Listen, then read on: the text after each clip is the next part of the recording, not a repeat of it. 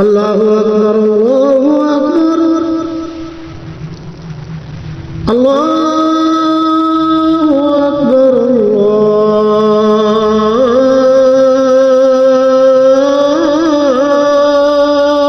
اکبر اشہد ان لا الہ الا اللہ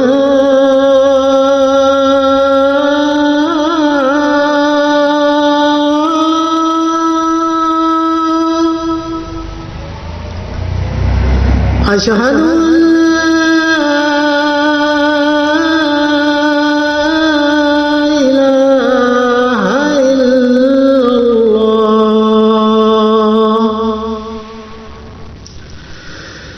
اشہد ان محمد رسول اللہ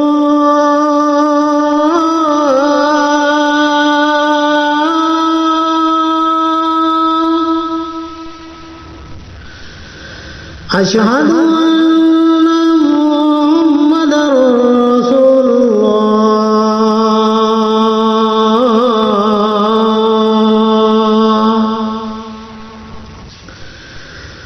حی علی الصلاۃ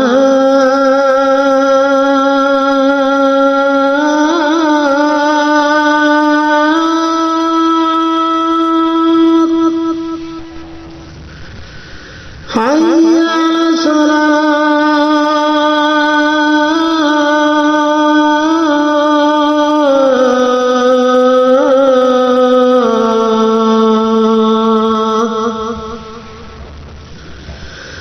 حی علی الفلاح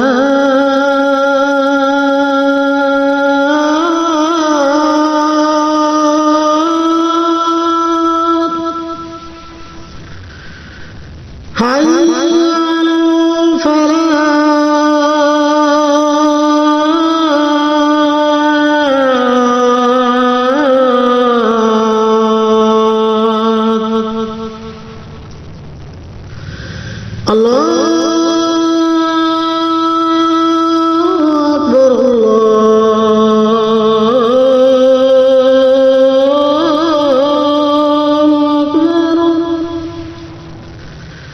لا الہ الا اللہ۔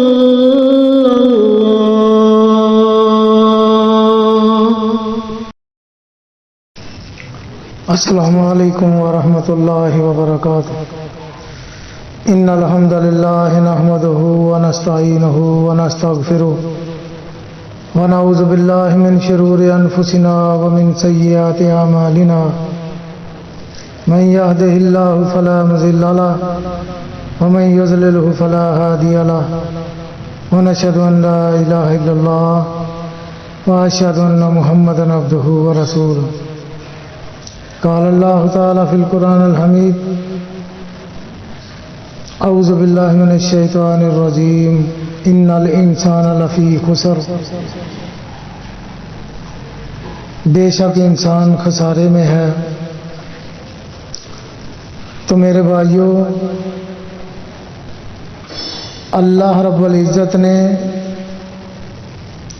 اپنے پاک کلام میں یہ جو انسان کے لیے، انسان کے متعلق جو یہ فرمایا کہ بے شک انسان خسارے میں ہے، تو یہ خسارہ میرے بھائیوں کامیابی میں کیسے تبدیل ہوگا، اس کی طرف ہم نے غور و فکر کرنا ہے۔ ایسا نہ ہو کہ زندگی خسارے میں ہی بیت جائے۔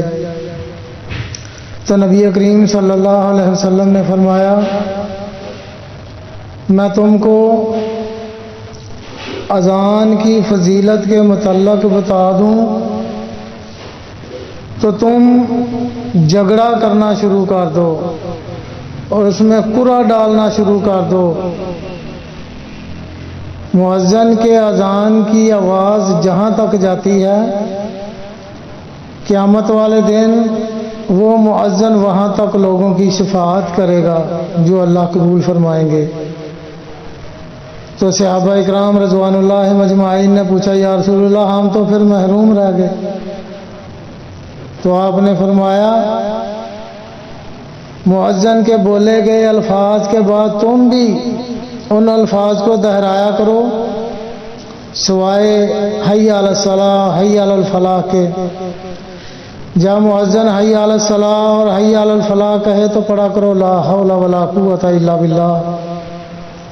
और जब आज़ान ख़त्म हो जाए तो पढ़ा करो अल्लाहुम्मा रब्ब हाज़िहि दावति ताम्मा वस्सलातिल काइमा आति मुहम्मदिन वसीलत वल फजीला वबासु मकाम महमूदन अल्लज़ी वअद्दा। दूसरी जगह फरमाया पढ़ो रज़ीतु बिल्लाहि रब्बन व बिल इस्लाम दीनन व बि मुहम्मदिन नबिया। तो इसका फ़ायदा क्या होगा? नबी करीम सल्लल्लाहु अलैहि वसल्लम ने फरमाया गुफ़िर लहु मा तक़द्दम मिन ज़म्बी। उसका फ़ायदा ये होगा कि तुम्हारे अगले पिछले गुनाह अल्लाह रब्बुल इज़्ज़त माफ़ फरमा देंगे। और जब कामयाबी और कामरानी की तरफ अल्लाह बुला रहा है तो तुम उसके मुअज्जन के बोले हुए अल्फाज के साथ बोलोगे, अदा करोगे वो अल्फाज। आखिर में ये दुआ जो अल्लाह के पाक पैगंबर सल्लल्लाहु अलैहि वसल्लम ने बतलाई है ये पढ़ोगे तो अल्लाह के नबी सल्लल्लाहु अलैहि वसल्लम ने फरमाया फिर नमाज पढ़कर जब तुम फारग हो जाओगे तो कामयाबी की तरफ तुम्हारी राहें खुल जाएंगी और खसारे से कामयाबी का सफ़र, खसारे से निकलकर कामयाबी की तरफ का सफ़र तुम्हारा शुरू हो जाएगा। तो अल्लाह ताला से दुआ है कि अल्लाह ताला कहने वालों को और सुनने वालों को अमल की तौफीक अता फरमाए। तो हम बला तखीर अपने सबक नंबर 8 को शुरू करते हैं। तो जैसा कि हमने पहले पढ़ा था आ बा ता सा जा हा खा, फिर हमने उसके बाद पढ़ा ज़ेर ज़बर के साथ जैसे आ बा ता सा। देखिए ये पहला लफ्ज़ जो अलिफ बा वाला उसकी आवाज़ और ज़ेर ज़बर वाले की आवाज़ एक जैसी है।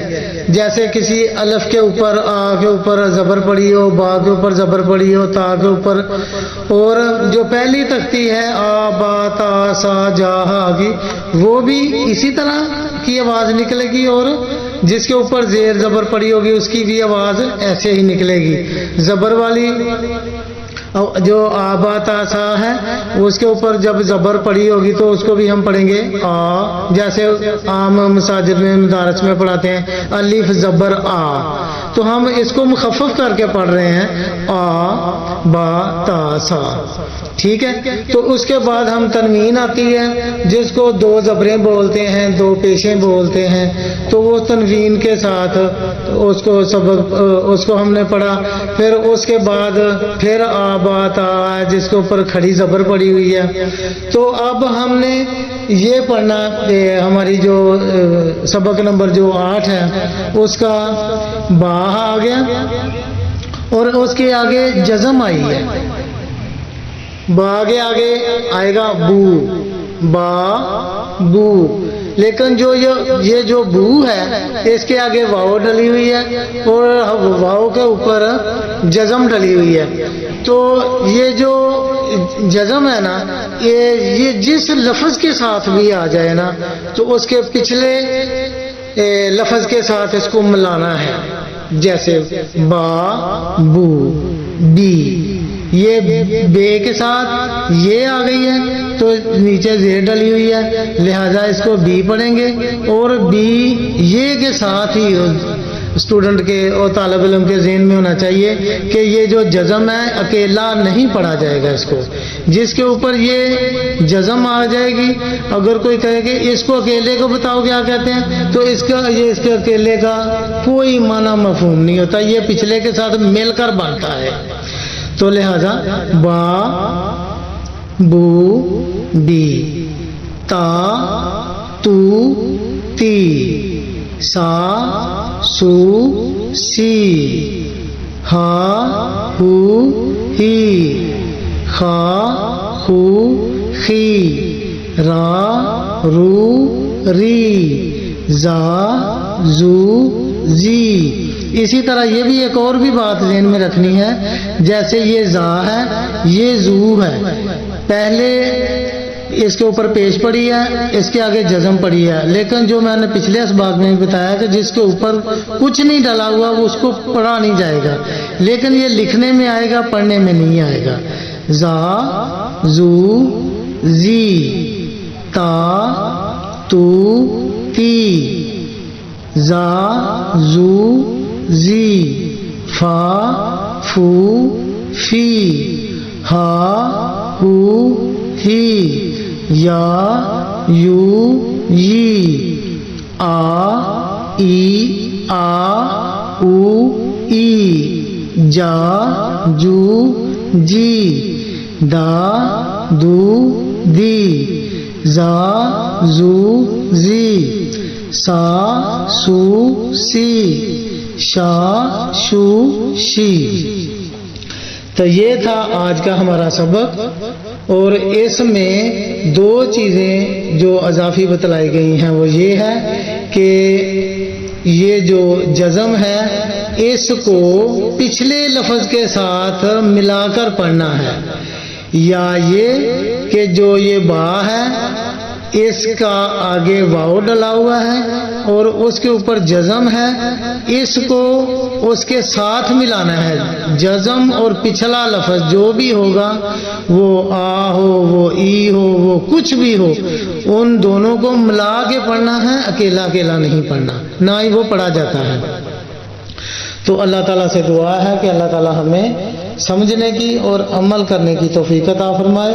تو جس بات کی اگر کسی بہن بھائی بیٹے کو سمجھ نہ آئے وہ ان باکس میں آ کر پوچھ سکتا ہے، یا اینڈ میں آخر میں موبائل نمبر جو دیا ہوتا ہے اس کے اوپر کلک کر کے فون پہ بھی پوچھ سکتے ہیں.